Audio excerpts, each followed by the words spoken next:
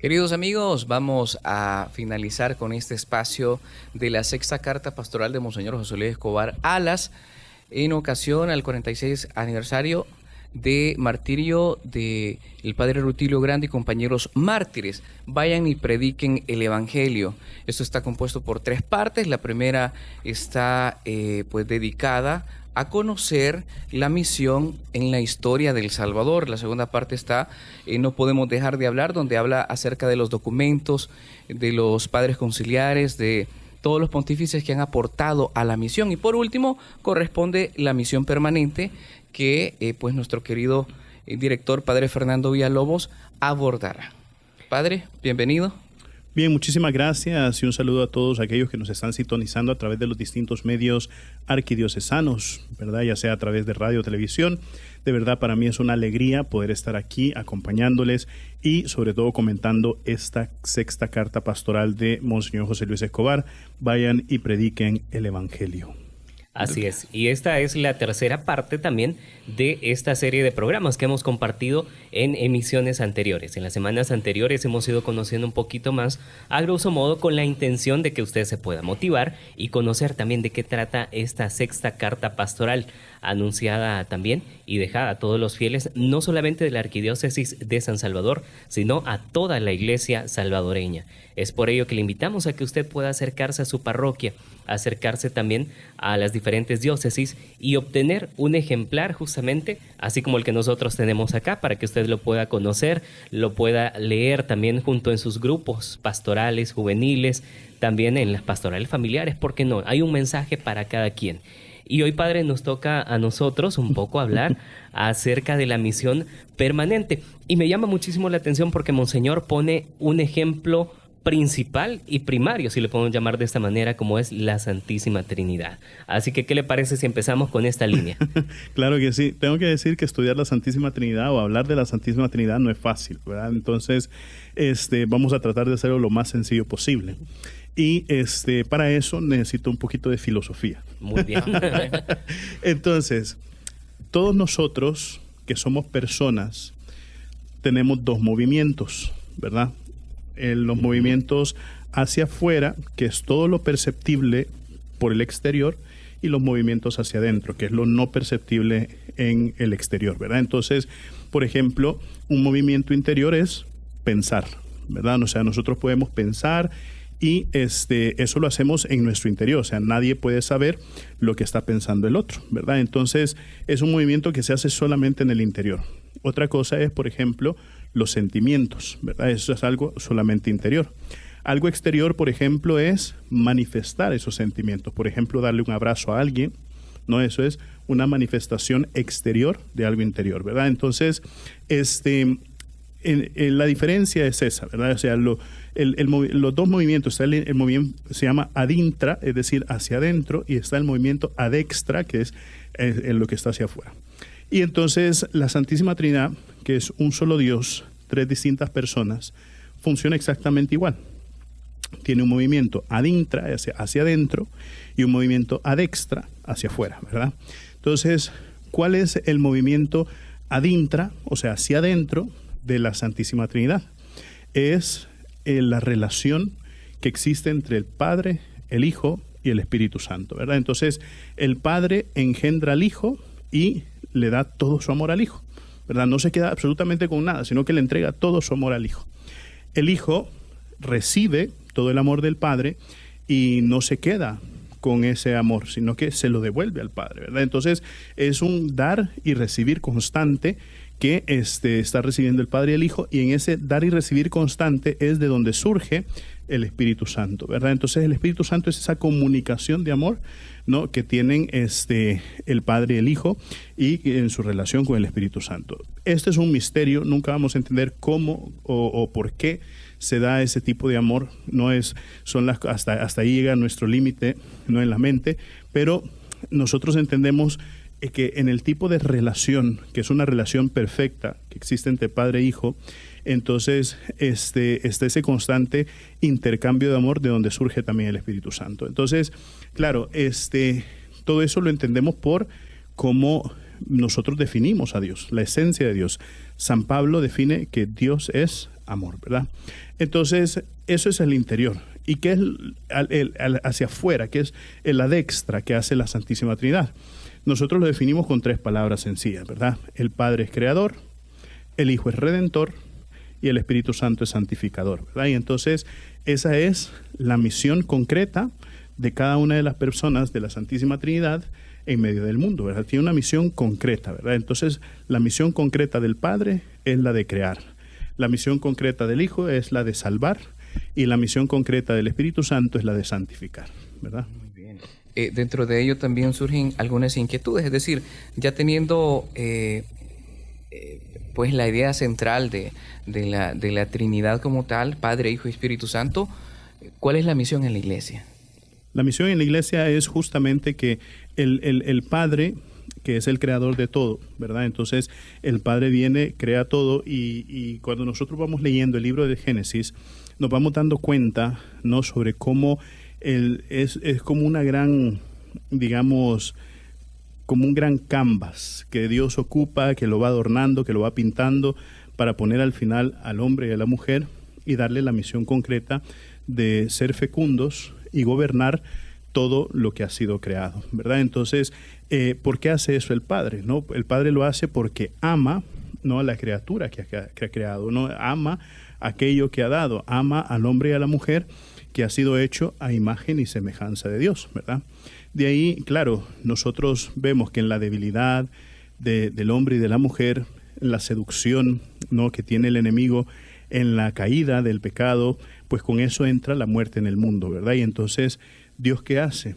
Dios no se queda de brazos cruzados, ¿verdad? Dios no es uno que va a decir, bueno, entonces, ni modo, ¿verdad? ¿Qué vamos a hacer? ¿Verdad? Me voy a crear otro hombre, me voy a crear otra mujer y quizás haga un mejor trabajo con ellos. No se trata de eso, sino que Dios viene y se formula un plan, ¿verdad? Entonces formula una misión, ¿verdad? Formula una misión que es la de salvar, ¿verdad? La de salvar al hombre y a la mujer de la muerte y restituirles esa condición original que habían tenido cuando estaban en el paraíso, ¿verdad? Y entonces comienza aquel plan de salvación, ¿verdad? Y ese plan de salvación es una misión constante que no termina y que tiene su punto culmen, pero que no ha terminado, o sea, no ha quedado así ya cuando llega a su punto culmen, ya estuvo, no, sino que el punto culmen sabemos cuál es, ¿verdad? Que es el sacrificio pascual de nuestro Señor Jesucristo en la cruz, ¿verdad? Entonces, cuando nuestro Señor Jesucristo sube a la cruz, entonces ahí vemos cómo Jesucristo ha vencido el pecado, ha vencido la muerte, ha vencido el mal, ha vencido todos los enemigos, pero eso fue en un momento de la historia concreto, puntual. ¿Cómo hacer que esa misión se prolongue a lo largo del resto de las generaciones? Y ahí viene la acción del Espíritu Santo, ¿verdad? Que es el gran protagonista de la misión, en el cual nosotros vemos que es el mismo Espíritu Santo que fue anunciado por Cristo, que es el que sigue actuando en la iglesia hasta el día de hoy. Así es, podríamos definir también, Padre Fernando, que el Hijo es el misionero del Padre. Claro. ¿Podríamos determinarlo así de esta manera también? Sí, porque el Hijo recibe una misión concreta del Padre, ¿verdad? O sea, el Padre, que es de donde surge todo, ¿verdad? Entonces, creo que hay un capítulo de San Juan, si no me equivoco, que es San Juan capítulo 14, ¿verdad? Que dice, el que me recibe a mí, recibe a aquel que me ha enviado, ¿verdad? Y entonces, o sea, el que recibe al Hijo, recibe al Padre también. Entonces quiere decir que el Hijo ha sido enviado. Y en muchas ocasiones nosotros hemos escuchado cómo Jesucristo dice, yo no hago las obras por mi cuenta, sino que lo hago por aquel que me ha enviado, ¿verdad? Por aquel que me lo ha dicho, que es lo que tengo que hacer, ¿verdad? Entonces, ciertamente nosotros podemos afirmar, ¿no?, de que el Hijo ha sido el enviado del Padre. ¿Y por qué el Hijo acepta voluntariamente esa misión? Por lo que habíamos dicho de qué es lo que sucede al interior de la Trinidad, ¿verdad? Es decir, que al interior de la Trinidad lo que sucede es que el Padre derrama todo su amor al Hijo y el Hijo le devuelve todo ese amor al Padre. Hay una dimensión de la cual también está literalmente acá en la sexta carta pastoral, que es referencia a la dimensión trinitaria, pero de la Eucaristía. Hemos hablado del Padre, del Hijo, del Espíritu Santo, de la misión que nuestro Señor Jesucristo tuvo acá en la tierra, vayan y prediquen y bauticen, y hasta el momento se ha hecho así, pero hay algo que es fundamental, Padre, y quisiera que usted también nos explicara esto acerca de la dimensión trinitaria de la Eucaristía. Bueno, nosotros podemos decir que la Eucaristía es, como lo define el Catecismo de la Iglesia Católica, es el centro, es el culmen de toda nuestra vida cristiana, ¿verdad? Entonces, si nosotros no tuviéramos Eucaristía, nuestra vida cristiana fuera completamente nula, ¿verdad? No tendría razón de ser, ¿verdad? Pero, ¿qué es lo que nosotros vemos en la Eucaristía? En la Eucaristía, nosotros no solamente vemos la liturgia, no solamente vemos la palabra, no solamente vemos el momento eucarístico también, sino que vemos la forma en cómo Dios salva, ¿verdad? ¿Por qué? Porque vemos cómo se sigue entregando Dios a cada uno de nosotros en la Eucaristía. Entonces ahí nosotros podemos ver también esa dimensión trinitaria, ¿verdad? O sea, vemos la dimensión salvadora, ¿no? de la Eucaristía, ¿verdad? Porque podríamos decirla un poquito usando la palabra, el término técnico, que es la dimensión escatológica, ¿no? Hablando de las cosas finales, ¿no? O sea, que la Eucaristía es como vivir ese pedacito de cielo aquí en la tierra, es como vivir ese momento culmen, ¿no? de la misión, o sea, el objetivo de la misión en la tierra, ¿verdad? Porque ¿cuál es el objetivo de la misión? O sea, si nosotros nos ponemos a hacer la pregunta, ¿qué es lo que yo quiero lograr con la misión? O sea, que obviamente el objetivo de la misión es anunciar el Evangelio. Pero ¿para qué queremos anunciar el Evangelio? ¿Para qué queremos que la gente conozca el nombre de Cristo? ¿Para qué queremos que la gente conozca la vida de la iglesia? Porque queremos que se salven, ¿verdad? O sea, queremos que lleguen al cielo. Entonces, uno de los objetivos principales de la Eucaristía es eso, ¿no? O sea, querer llegar al cielo. De ahí la segunda cosa, ¿no? es ver también cómo está esa dimensión, podríamos decir, humana, ¿no? de la Eucaristía, o la dimensión antropológica de la Eucaristía, en el sentido de que eso en beneficio a qué, ¿verdad? O sea, cómo se beneficia la persona humana, el hombre, cómo se beneficia con la Eucaristía. Te fortalece, ¿no? O sea, la Eucaristía es una fortaleza, es un consuelo, ¿no? Yo he visto muchas personas que después de mucho tiempo que reciben la Eucaristía, o sea, cómo se sienten fortalecidos, cómo se sienten levantados, cómo se sienten salvados también, ¿verdad?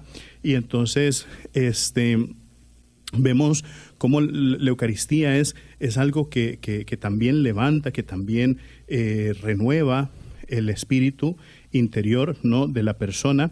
Y entonces, claro, es una parte fundamental e importante por la cual uno recibe la Eucaristía. Y la tercera parte es la dimensión de ser testigo, ¿verdad? O sea, también que ser testigo es sinónimo de ser misionero, ¿verdad? Entonces, ¿a qué te manda la Eucaristía, verdad? O sea, la Eucaristía no solamente es, vaya, yo participé de la Santa Misa y ya estuvo, ¿verdad? Yo a veces molesto a la gente, digo, vaya, ustedes ya cumplieron con su cuota religiosa de la semana de haber venido 1 hora a misa, ¿verdad? Entonces, claro, o sea, no se trata de eso, o sea, de qué es lo que sacamos de la misa y qué es lo que proyectamos fuera de la misa, ¿verdad? Por eso yo siempre he dicho que la misión, la mejor misión o la mejor forma de vivir la Eucaristía no es solamente dentro del templo, sino que es fuera del templo, ¿verdad?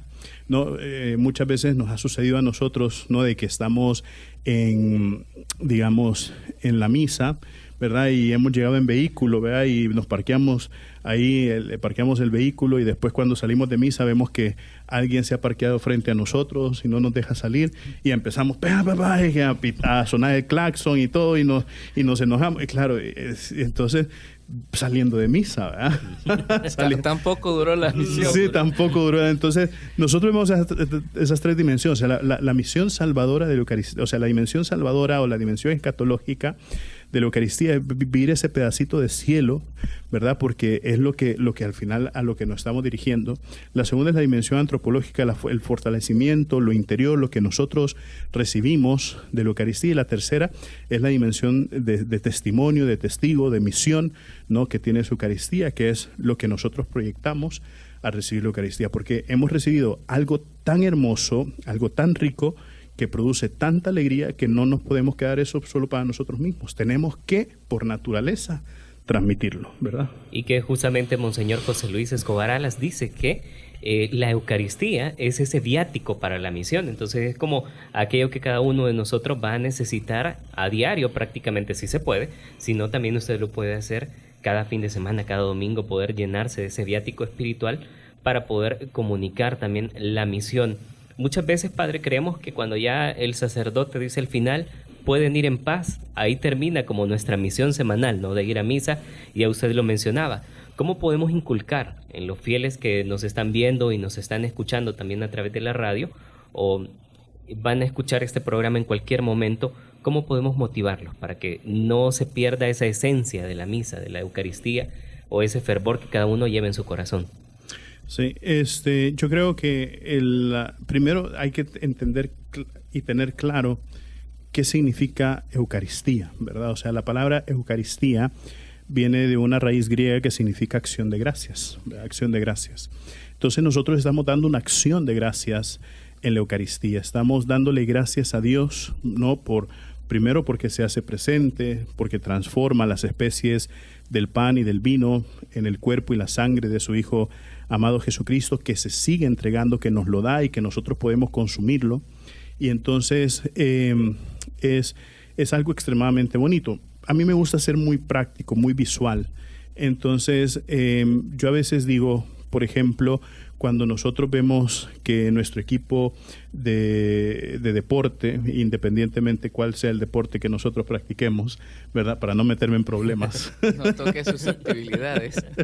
Y eso, gana un campeonato o gana un partido importante, ¿no? Nosotros inmediatamente vamos y compartimos esa alegría, ¿verdad?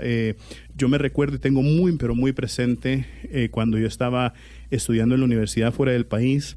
Era el año 2004 y acababan de terminar las Olimpiadas, y entonces yo residí en un país que el equipo de natación en ese momento había ganado medallas de oro en las Olimpiadas pasadas. Y entonces cuando ya los atletas habían regresado a la ciudad, al país, entonces se hizo un gran desfile por todas las ciudades principales del país. Y entonces un día pues iban ahí y se reunía muchísima gente, y entonces era aquella gran alegría, aquel gran orgullo, ¿no? Que sentían todos los demás, aunque quizás nunca más en la vida iban a volver a ver a esos atletas, pero sentían un gran orgullo por la forma en cómo ellos habían representado al país en los Juegos Olímpicos, ¿verdad? Y entonces cómo hacían con eso con gran alegría, y cómo ellos estaban muy disponibles, se tomaban fotos, firmaban autógrafos,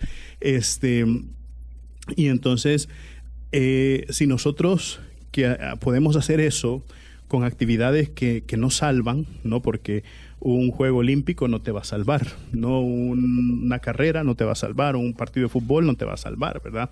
Pero si somos capaces, no, de testimoniar y de convertirnos en testigos de ese partido de fútbol, de eso, entonces, y de compartir esa alegría, ¿por qué no hacerlo teniendo a Dios adentro, ¿verdad? Entonces, hay una frase que pocas veces nosotros, yo creo que la mayoría no la conoce. Creo que los que la conocerán son aquellos que son monaguillos, aquellos que son acólitos. ¿Tú fuiste acólito? No. ¿Tú? Sí. No, entonces, sí. cuando al final, cuando entran, ya termina el sacerdote y dice pueden ir en paz, entonces ya ves el altar y regresan a la sacristía y se reúnen frente a la cruz. Uh-huh. ¿Y qué hacen? Hacen como una reverencia, y el sacerdote dice una palabra, dice prosit, ¿verdad? Y generalmente se responde Deo gratias, ¿verdad? Entonces, ¿qué significa eso? Significa prosigamos, ¿verdad? Prosigamos. Es decir, no terminó aquí, sino que prosigamos aquello que hemos recibido, prosigamos en esa alegría, en esa gracia, ¿verdad? Entonces, claro, la misa no termina con la bendición final, sino que la misa continúa porque los efectos de la Eucaristía es lo que transmitimos. Muy bien, nos vamos a una pausa y luego que volvamos vamos a hablar acerca de la dimensión comunitaria. Siga en la fiel sintonía.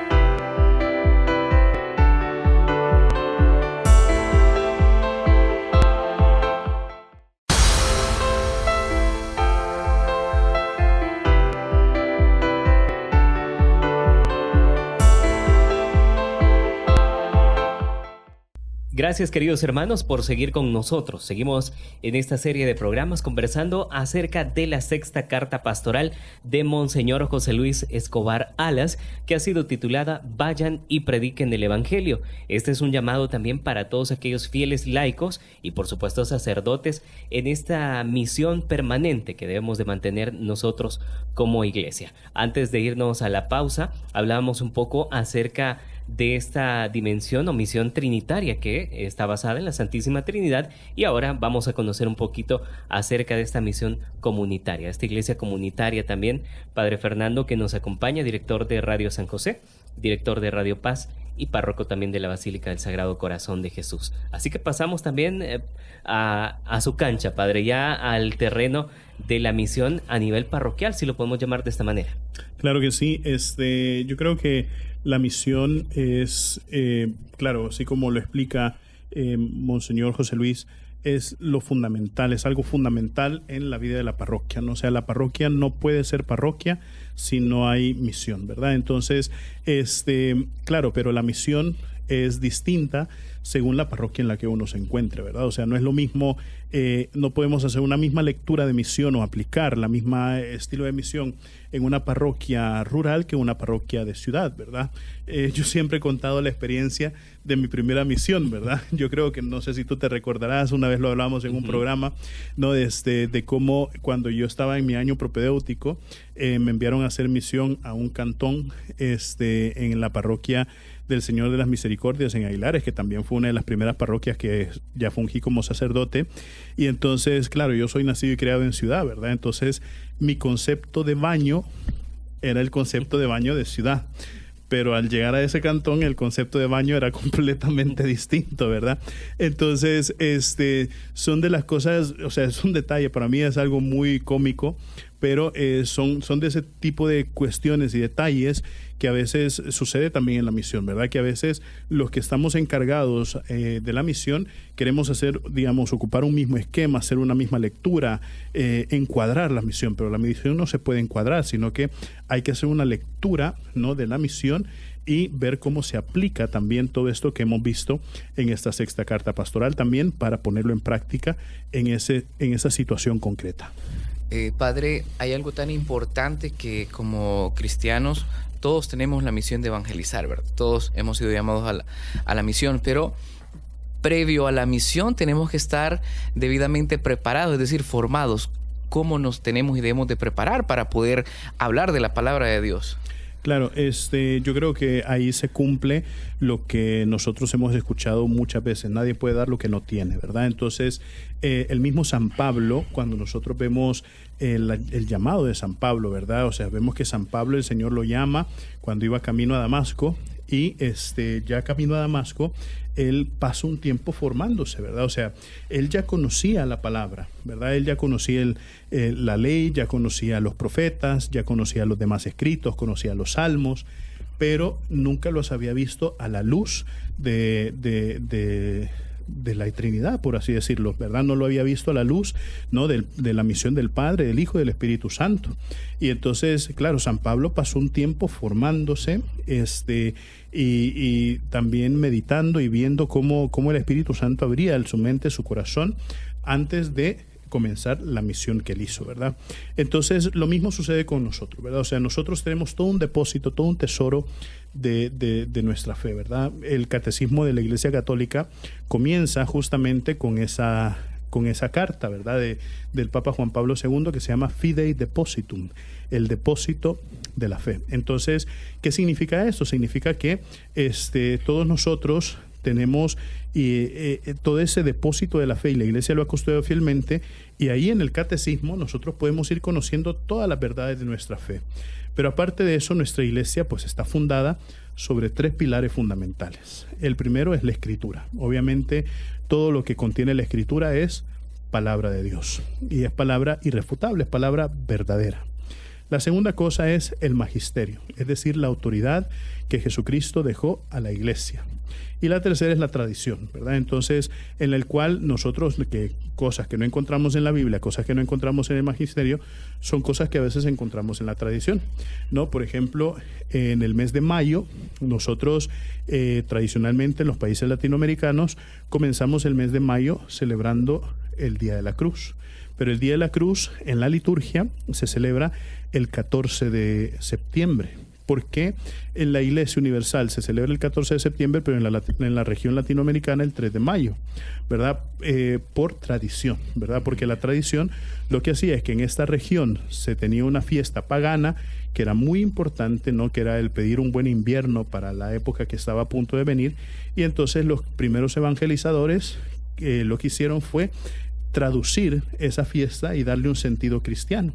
Y por eso en esta región se quedó que el Día de la Cruz se celebra el 3 de mayo y en el resto de la iglesia se celebra el 14 de septiembre, ¿verdad?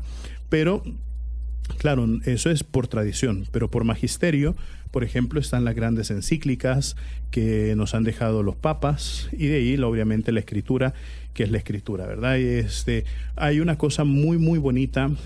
Monseñor no la dice expresamente en la carta, pero sí la dijo en la presentación de la carta, cuando nos la hablaba, a nosotros, nos la presentaba a nosotros los sacerdotes.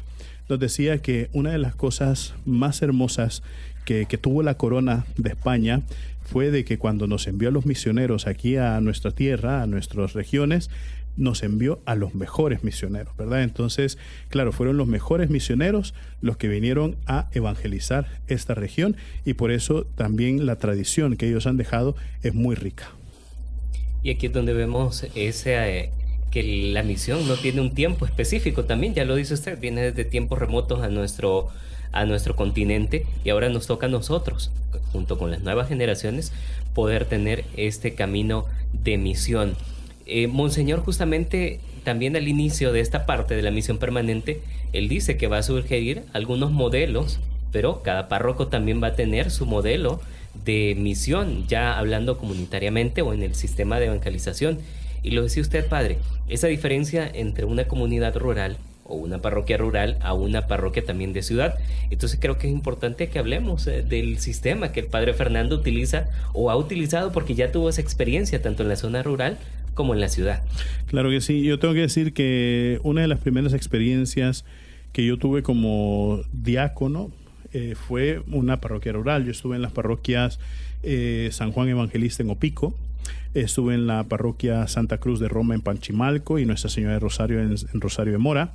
Ya después de sacerdote estuve trabajando en la parroquia El Señor de las Misericordias y San José el Paisnal, ¿verdad? O sea, El Señor de las Misericordias Aguilares y San José el Paisnal, por un tiempo antes de pasar a trabajar en Catedral Metropolitana de San Salvador y ahora en la Basílica del Sagrado Corazón de Jesús.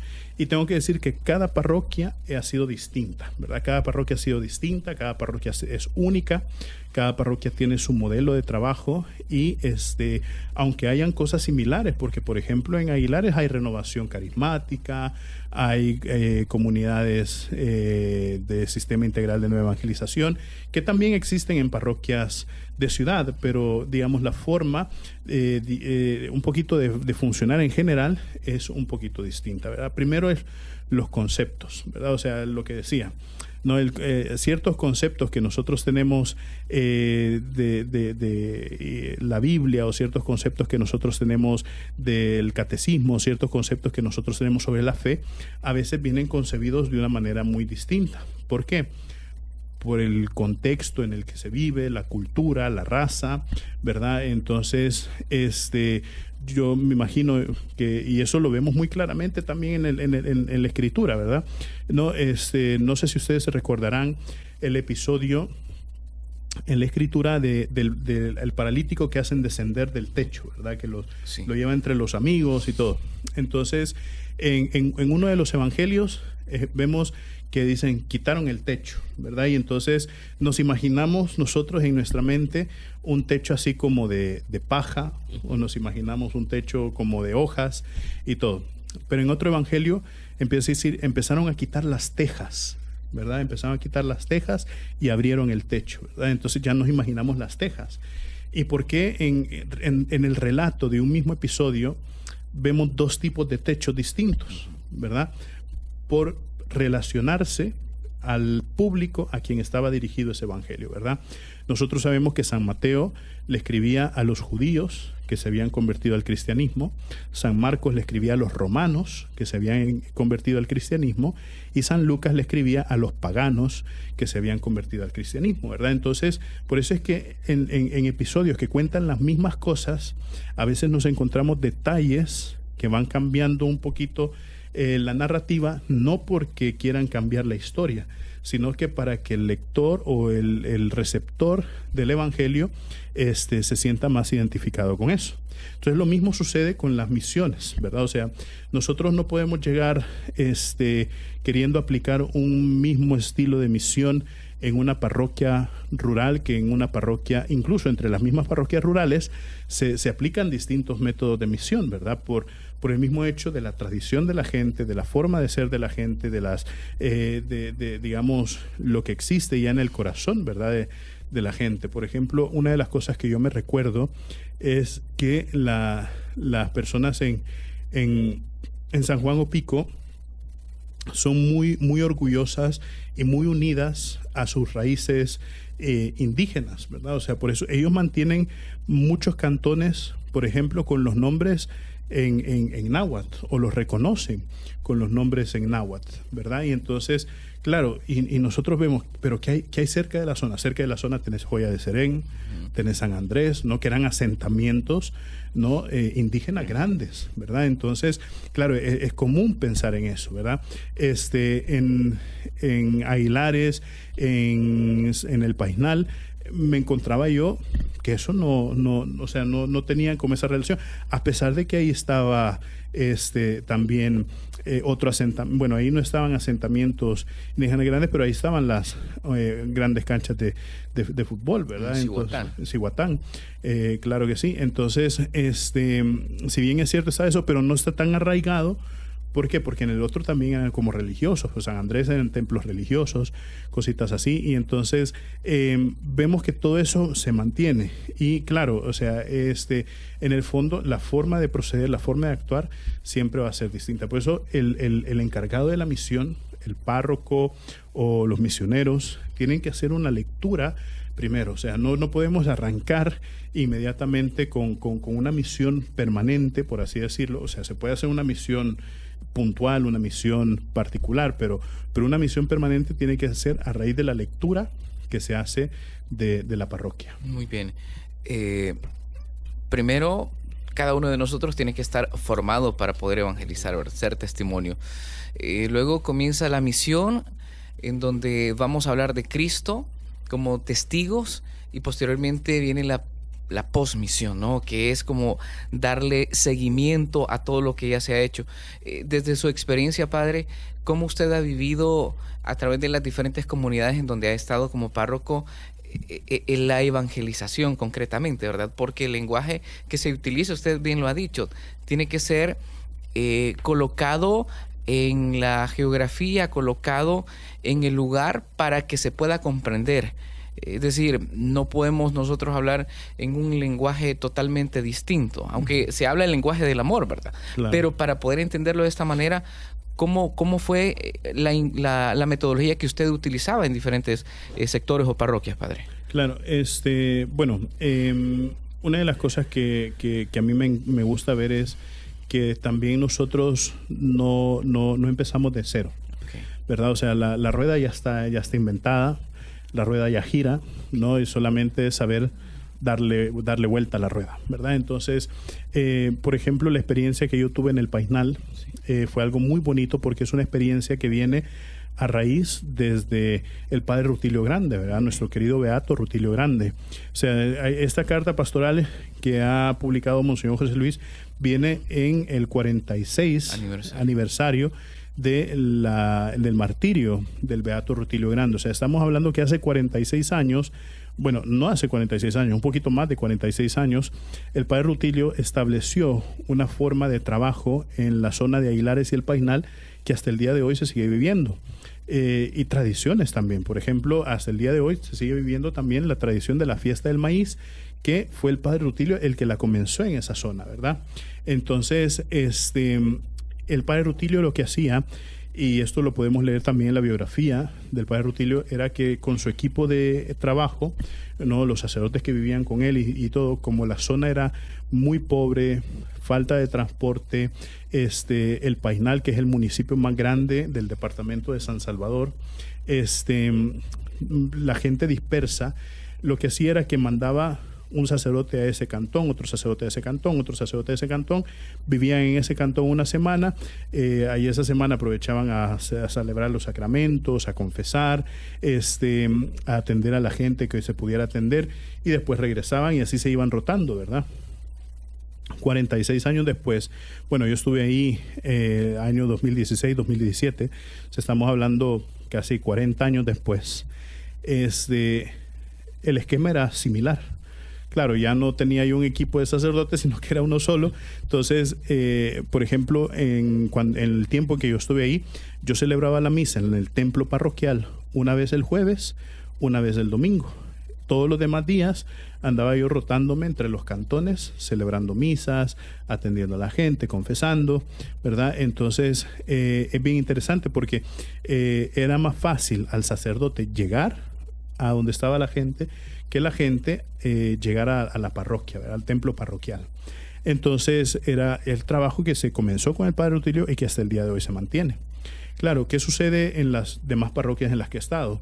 Tanto en Catedral y un poquito menos en la Basílica del Sagrado Corazón de Jesús, aparte de que son parroquias de ciudad, son parroquias que están en focos o en centros de ciudad, ¿verdad? Entonces son lugares que son de paso, ¿verdad? O sea, San Salvador, el centro de San Salvador es un lugar de paso, ¿verdad? Es un lugar de paso, mucha gente que va, ¿no?, del oriente al occidente, del occidente al oriente, del norte al sur, del sur al norte, todo pasaba ahí por San Salvador, ¿verdad? Entonces, por eso es que San Salvador siempre fue hacia aquel punto de encuentro, porque ahí llegaba todo, ¿verdad? Entonces, mucha de la gente que asiste a la Santa Misa en Catedral, en la Basílica, no es gente que vive cercana de la zona, sino que gente que viene de paso, ¿verdad? Yo tengo feligreses que vienen de la Colonia Escalón, como feligreses que vienen de Soyapango, feligreses que vienen de San Marcos y feligreses que vienen de Nejapa,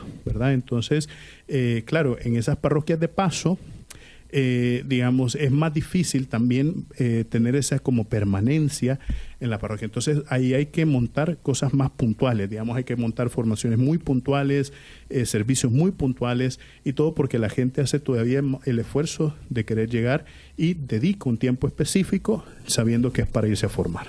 Y es aquí donde vemos plasmado también ya en la realidad lo que justamente nos decía también Monseñor José Luis Escobar Alas, casi en las páginas finales, donde menciona que hay que tener un conocimiento de la realidad, un conocimiento del entorno, también para poder aplicar la misión. Y prácticamente pues estamos llegando al final de este espacio, de este tercer programa, donde hemos analizado de una manera general esta sexta carta pastoral de Monseñor José Luis Escobar Alas, arzobispo de San Salvador, titulada Vayan y prediquen el Evangelio. Padre Fer, un llamado también para todos aquellos que nos están viendo y para quienes nos escuchan, de que puedan adquirir esta carta pastoral y también vivirla, leerla y llevarla a cabo también en la misión. Claro que sí, esta es una carta que realmente ilumina un poquito nuestro llamado a la misión. Todos nosotros somos llamados a la misión, por el mismo hecho de que Jesucristo a cada uno de nosotros, por medio del bautismo, nos ha transformado en hijos de Dios y por medio de la confirma nos ha potenciado a convertirnos en testigos y testimonio de Jesucristo en medio del mundo, ¿verdad? Entonces, también nosotros somos llamados a ir y a predicar el evangelio, ¿verdad? Entonces, de verdad es un recurso muy útil, ¿verdad? O sea, tiene todas estas tres partes que habla sobre la misión, en la cual nosotros podemos ir viendo la historia, no solamente la historia en nuestro país de Latinoamérica, sino también justamente cómo el obispo adopta ese formato de ver, juzgar, actuar, ¿verdad? Entonces, él ve, juzga y actúa, ¿verdad? Entonces, el actuar es justamente aquella misión. Y el actuar no puede ser un actuar puntual, ¿verdad? O sea, nosotros no somos, así como dice la expresión muy coloquial, no somos llamarada de tusa. La iglesia no es llamarada de tusa. La misión en la iglesia es algo permanente porque nunca se va a cansar de querer predicar el nombre de Cristo en medio del mundo, ¿verdad? Entonces, la verdad, quienes puedan adquirir esta carta pastoral está a precio de costo prácticamente en las librerías y ayuda mucho también para ir viendo cuál es nuestro compromiso cristiano en medio del mundo de llevar el nombre de Cristo a todos los lugares donde nosotros nos movamos. Así es. Padre, finalizamos con la bendición. Bueno, muchísimas gracias a cada uno de ustedes que nos ha sintonizado en esta serie de programas, ya sea por radio, por televisión. De verdad, para nosotros ha sido una alegría poder acompañarles y sobre todo meditar sobre esta carta pastoral. Vayan y prediquen el Evangelio, sexta carta pastoral de nuestro querido arzobispo, Monseñor José Luis Escobar Alas. Nos despedimos con la bendición, pero no sin antes desearles a cada uno de ustedes un feliz día en el nombre del Señor, que el Señor les bendiga, les protege y les guarde en todo momento, les conceda también ese deseo de ir por todo el mundo y anunciar el Evangelio. El Señor esté con ustedes. Y con su espíritu. Y la bendición de Dios Todopoderoso, Padre, Hijo y Espíritu Santo, descienda sobre ustedes y les acompañe siempre. Amén. Y recuerden, mis queridísimos hermanos, nosotros somos lo máximo para Cristo. Bendiciones a todos.